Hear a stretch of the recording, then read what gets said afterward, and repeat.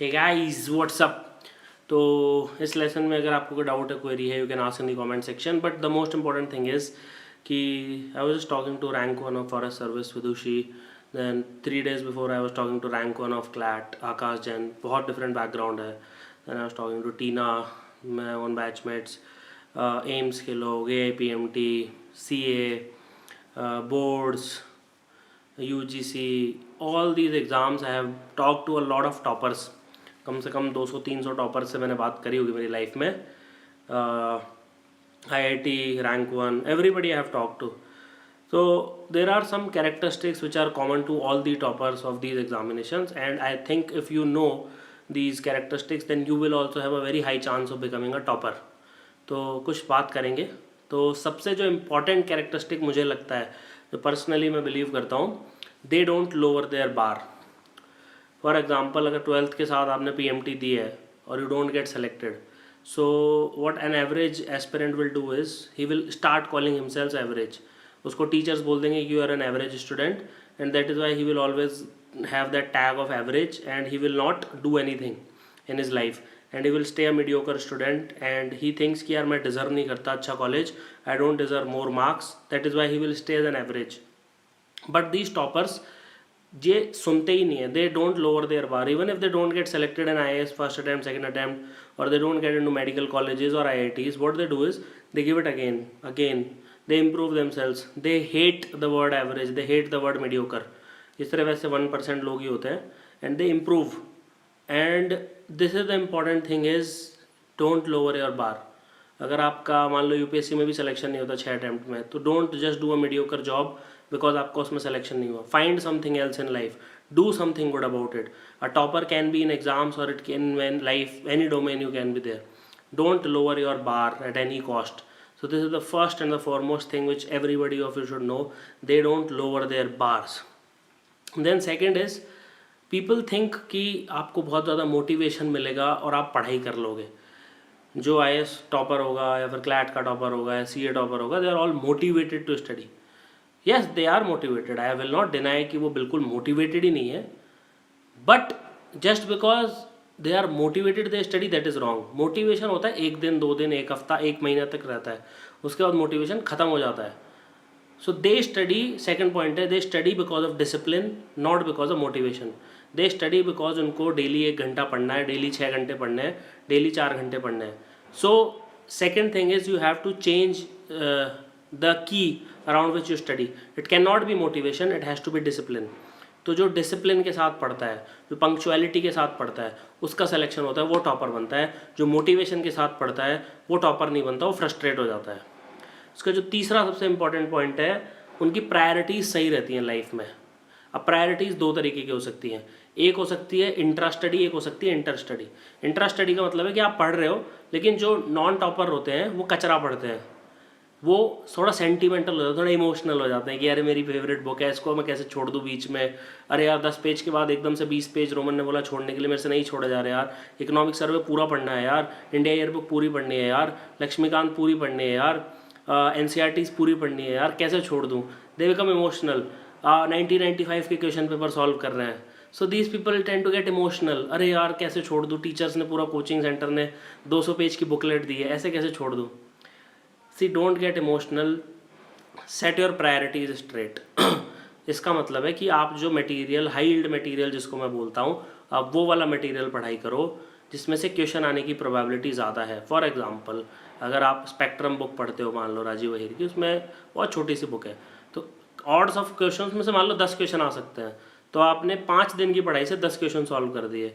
और दूसरी तरफ आप DD बसु पढ़ोगे तो आपको 1 महीना लग जाएगा और उसमें से शायद 5 या 6 क्वेश्चन आएंगे. कहने का मतलब है कि you have to set your priorities in such a way कि आपको हाई यील्ड मटेरियल ही बार बार मिले, क्योंकि टाइम लिमिटेड होता है. आप 15 साल तैयारी नहीं कर सकते किसी एग्जाम की, आपको करना 1-1.5 साल में ही है. और दूसरी प्रायोरिटीज़ होती हैं इंटर स्टडी प्रायोरिटीज़, कि मतलब स्टडी वर्सेज अदर्स. समझ रहे हो, इंटर, एक तो इंट्रा मतलब विद इन, इंटर मतलब विद अदर्स. फॉर एग्जाम्पल कि मूवी देखनी है कि नहीं, दोस्तों के साथ बाहर जाना है कि नहीं, रिलेशनशिप में जाना है कि नहीं, हैंग आउट करना है कि नहीं, चिल मारना है कि नहीं, लेजी की तरह पड़े रहना है बेड पे कि नहीं, सुबह जल्दी उठना है कि नहीं. So these are inter study priority. उसमें भी they 90% of the time they prefer studies, 10% तो सब ह्यूमन बींग्स होते हैं, they also do some other stuff which is not detrimental in the longer run. ठीक है, तो ये 3 प्रायोरिटी है। चौथा होता है दे आर नॉट लेजी। जैसे लोगों का रूम गंदा रहता है, लोगों का घर गंदा रहता है, लोग नहाते नहीं है 50-50 दिन तक, लोग पढ़ाई नहीं करते, लोग बुक्स नहीं खरीदते, छोटी छोटी चीज़ें नहीं करते, सारा ऑर्डर हो जाता है ऐप से सब कुछ आजकल। They don't do basic stuff unless deadline आ जाती है कि भाई अब तो कल ही एग्ज़ाम है, आज ही पढ़ना पड़ेगा। सो क्या होता है, उनको फोर्स करा जाता है। जैसे मान लो कि आप पैदल चल रहे हो, ठीक है, और आपको एकदम से कॉल आता है कि आपके घर में किसी को हार्ट अटैक आ गया, तो आप इमीडिएटली भाग के जाओगे बिकॉज यहाँ पे आपके पास चॉइस नहीं है। या फिर मान लो कि आप जंगल में और आपके पीछे मतलब भालू पड़ जाता है, तो will immediately run and you will like climb a tree और वट एवर, बिकॉज वहाँ पे चॉइस नहीं है। लेकिन जो नॉन टॉपर्स लोग होते हैं उनको अगर चॉइस दी जाती है तो they choose the wrong step, they become lazy. जो टॉपर्स होते हैं 90% of the time they choose the right step, they don't become lazy. ठीक है, then fifth thing is they follow a routine. Routine का मतलब होता है वो एक टाइम पे सोते हैं, मतलब एक टाइम पे नहीं भी सोते तो वो इंश्योर करते हैं कि 8 घंटे सो जाएंगे, 1 घंटे थोड़ा अपना गिटार बजा लेंगे, म्यूजिक सुन लेंगे, टीवी सीरीज देख लेंगे, दोस्तों से बात कर लेंगे, लेकिन वो 6 से 8 घंटे पढ़ाई के लिए निकालते हैं। It is irrespective of everything. मान लो कि बीमार हो गए, उनके घर में कोई गेस्ट आ गया, उनके भाई की शादी है, उनको आज बैडमिंटन खेलना है, कुछ भी हो, इर्रेस्पेक्टिव हो, कोई मूवी रिलीज हुई है उनके फेवरेट स्टार की, इर्रेस्पेक्टिव हो, अर्थक्वेक आ गया, कुछ भी हो गया, इर्रेस्पेक्टिव ऑफ एवरीथिंग, वो they will find a way to study for 6 to 8 hours। ये जो क्राइटेरिया है ये इतना ज़बरदस्त है, जो 6 से 8 घंटे में पढ़ना ही है, नो मैटर वॉट हैपन्स, हमें पढ़ना ही है। वो वाला जो वो होता है जज्बा कि भाई रूटीन फॉलो करना है चाहे कुछ भी हो जाए, because they also know habit डालनी पड़ती है स्टडी की। स्टडी कोई नेचुरली नहीं पढ़ना।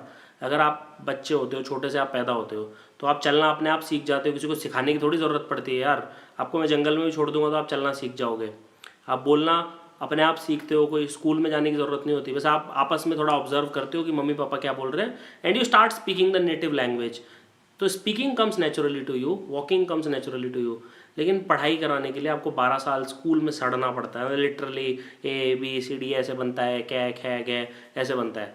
कहने का ये मतलब है कि आपको बहुत ज़्यादा एफर्ट डालना पड़ता है to study those alphabets, to study those numbers, क्योंकि reading does not come natural to you, studying does not come natural to you. So having a routine helps. अगर आपको पता है कि रोज़ 6 घंटे पढ़ना है, there is nothing, no way out of it, तो आप वो रूटीन फॉलो करते हो। फिर ये लोग क्या करते हैं, हमेशा जर्नी पे फोकस करते हैं, एंड रिजल्ट पे भी फोकस होता है। ठीक है, मतलब ऐसे अब हम भगवान तो है नहीं कि भाई बिल्कुल ही फल की इच्छा ना करें, ऐसा तो ह्यूमन बींग्स नहीं कर सकते, लेकिन मानवता में अगर ये देखा जाए तो आप बैलेंस बना सकते हो। ठीक है, बैलेंस कैसे बनाओगे कि आप जर्नी को भी इंजॉय करोगे, आपको पढ़ाई भी थोड़ी अच्छी लगेगी, उतना मन मार के नहीं पढ़ोगे। करंट अफेयर्स पढ़ रहे हो तो कोई बात नहीं यार, अच्छा लग रहा है, चलो देखते हैं दुनिया में क्या हो रहा है। पॉलिटी पढ़ रहे हो तो एक तो लोग होते हैं यार क्यों पढ़ा रहे हैं, क्यों रटा रहे हैं, आर्ट एंड कल्चर में तो कभी ज़िंदगी में काम नहीं आएगा।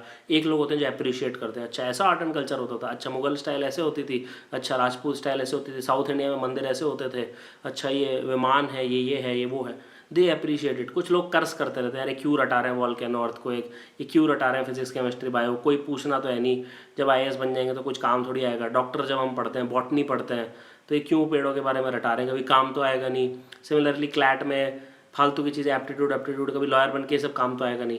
अगर वो एटीट्यूड रखोगे तो बहुत दिक्कत हो जाएगी एग्जाम में, because they are just trying to eliminate the people who are not really into it. जो होंगे एक जर्नी को एंजॉय करने वाला एटीट्यूड बनाओ, ताकि एंड रिजल्ट तो है ही, देखो एंड रिजल्ट तो एनीवे आपको सबको ही चाहिए होता है, लेकिन जो जर्नी एंजॉय नहीं कर पाता वो एंड रिजल्ट तक कभी नहीं पहुंच पाता। ये मेरा एक पर्सनल ऑब्जर्वेशन है।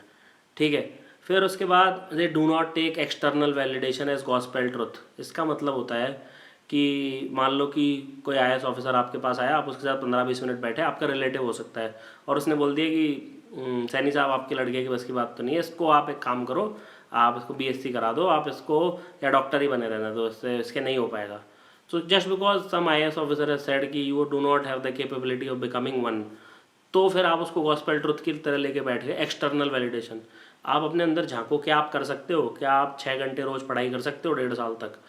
अगर आंसर उसका हाँ है और आपको वो चाहिए, तो फिर किसी की मत सुनो, चाहे प्राइम मिनिस्टर बोले, चाहे कैबिनेट मिनिस्टर बोले, चाहे आपके माँ बाप बोले, चाहे आपके भाई बहन बोले, चाहे आपके स्पाउस बोले, चाहे आपके बच्चे बोले, उससे फ़र्क नहीं पड़ता है फिर।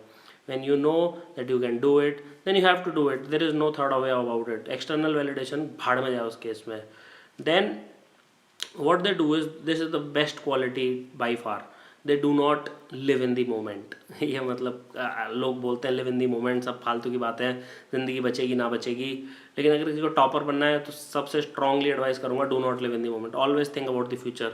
आज पढ़ोगे तो टेस्ट में नंबर आएंगे, टेस्ट में नंबर आएंगे तो अगला टेस्ट देने की इच्छा करेगी, अगला टेस्ट देने की इच्छा करेगी तो आप 20-30 मॉक टेस्ट दे पाओगे, 20-30 मॉक टेस्ट दे पाओगे तो जब एग्जाम हॉल में बैठोगे तो एंजाइटी कम होगी, डिप्रेशन कम होगा, क्वेश्चन सीधे आ जाएंगे, शायद 15-20 मिनट एक्स्ट्रा बच जाएंगे.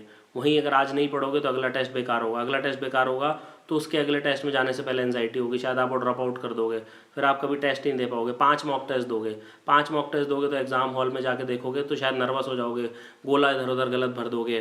ठीक है, कहने का मतलब है do not live in the moment. Just because अभी पिज़्ज़ा खाना अच्छा लग रहा है, दोस्तों के साथ बात करना अच्छा लग रहा है, क्रिकेट खेलना अच्छा लग रहा है, टीवी सीरीज़ देखना अच्छा लग रहा है, वीडियो गेम्स खेलना अच्छा लग रहा है. ठीक है, जस्ट बिकॉज अभी अच्छा लग रहा है और पढ़ाई बेकार लग रही है, don't do that for that sake. Just think long term कि आप जब 25 साल के हो गए, 35 साल के हो गए, तो where do you want to see yourself. If you want to stay mediocre then you can do it, I have no nothing against it. But if you want to become a topper then you have to break out of those shackles. वो जंजीरें तोड़नी पड़ेंगी यार उस case में, there is no nothing I can do about it. Then they also do not give in to social pressure. Social pressure का मतलब होता है यार दोस्तों ने बोला है कि आज अल्कोहल कंज्यूम करते हैं तो उनके साथ बैठ के करना पड़ रहा है, बिकॉज दोस्त are saying it. They are saying कि आज तो यार पार्टी है कॉलेज की, वहाँ पे जाना पड़ेगा, because people are saying it, you have to go. वो मूवी दिखाने लगे जाते हैं तो भी you have to go it. या आज IPL का मैच अब चालू हो जाएंगे 1.5 महीने तक, तो यार मेरे फलाना स्टेट का मैच हो रहा है, तू नहीं आएगा, पंजाब वाले बोल रहे हैं, या राजस्थान वाले बोल रहे हैं, या केरला वाले बोल रहे हैं, या महाराष्ट्र वाले बोल रहे हैं. So they are asking them to come. If you give in to peer pressure then नहीं हो पाएगा, सोशल प्रेशर से नहीं हो पाएगा. ठीक है, जैसे कई सारी यूनिवर्सिटीज़ में डॉक्टर्स को बोला जाता है PG करो ना, आप ये क्यों कर रहे हो. So if you give in to that social pressure फिर तो आपसे बिल्कुल भी नहीं हो पाएगा. Then they don't do things just to sound cool. कई लोग सिगरेट पीते हैं खासकर एडोलेसेंस में, या अल्कोहल कंज्यूम करते हैं because they think it's cool. It's cool है भाई, अच्छा लगता है, सब करते हैं, मैं भी करता हूँ. या फिर जस्ट दे मतलब थोड़ा सा पढ़ाई नहीं करेंगे बिकॉज इट्स कूल. एक दिन पहले पढ़ाई करके पास करना, it's considered cool. So that is considered very bad as far as I am concern. ठीक है, मतलब it's not at all cool भाई, कूल वूल कुछ भी नहीं है, फालतू की बातें हैं. So don't think it is cool. Do things which are logical, rational, analytical, which will actually help you to reach where do you want to go. Then what they don't hate work, they know कि ये सब फालतू techniques tricks व्रिक्स एक तरफ है, लेकिन hard work अपनी तरफ है. ये टेक्निक्स और ट्रिक्स सप्लीमेंट कर सकती हैं हार्ड वर्क को, but it can not eliminate it. ये बात ध्यान से रखना, उसको सप्लीमेंट किया जा सकता है, उसको एलिमिनेट नहीं किया जा सकता. So they can work for long hours and then they keep away from distraction. It can be anything. It can be relations, it can be friendships, it can be social media, it can be your well-wishers, anything it can be there. They know कि anything which will distract them from their path, they will not follow that path, and that is how they will become awesome. It's as simple as that. They know that they have to keep away from distraction and by default उनका selection हो जाएगा. Then unfortunately average people होते हैं, they daydream, they will become millionaires, they'll become toppers, they'll become IAS officers, they'll become doctors, they'll become engineers, they'll become IITians, they'll become Sundar Pichai, they'll become Satya Nadella. लेकिन daydream ही करते रह जाते हैं, they don't get down to it and they work. ठीक है, सो फिर finally इसी से कंक्लूड करूँगा कि गेट इट डन एटीट्यूड होता है. विनर्स डोंट मेक एक्सक्यूज़ काफ़ी कॉमनली सुना होगा आपने. अगर आप बीमार भी हो गए, आप कुछ भी हो, कोई फ़र्क नहीं पड़ता, आपके पास कोचिंग के पैसे नहीं, कोई बात नहीं, आप ऑनलाइन देखो, आपको जो करना है करो, आप बुक्स ढूंढो. अगर कोचिंग जाने से मान लो कि 20% ईज हो जाती है लाइफ में, तो आपको 20% एक्स्ट्रा हार्ड वर्क डालना पड़ेगा. You can't crave about it, you can't complain about it, you can't criticize anybody, you can't condemn the coaching system. You just have to like tough it out. मतलब अगर मान लो कि सुबह सुबह test match चल रहा है और पहली बॉल आपके यहाँ पे ज़ोर से लग गई 150 की स्पीड पे, तो वहाँ पे रोगे थोड़ी यार कि अभी तो टेस्ट मैच चालू हुआ है और इतनी ज़ोर से दर्द हो रहा है. Just have to like rub it out and just play it out the entire day, otherwise your team will lose, similarly you will lose. Okay, so यही सब डाउट्स थे. तो let me just take a few doubts. So if you want to end this, thank you for watching this lesson. You can watch awesome courses on unacademy.com and you can download our app from the Play Store, and I'll take a few questions. So Rajiv is asking ki sir, can I become a topper? I failed in BSc exam once. Will it be creating an issue in my examination? So नहीं, ऐसा कुछ नहीं होगा. अगर आप justify कर पाओ उनको कि कोई इशू नहीं है, so then you don't have to worry about anything, ठीक है। So hand written current affair notes, yes you should make hand written current affair notes, it will help you a lot in the exam. Type भी कर सकते हो, तो hand written की ऐसा कोई ज़रूरत नहीं है। Sultanat Naseem is asking, can I prepare state civil services with UPSC? Yes, you can. In fact, many people do it. So I hope you like this video, and thank you for watching this. Have an awesome day. Good night.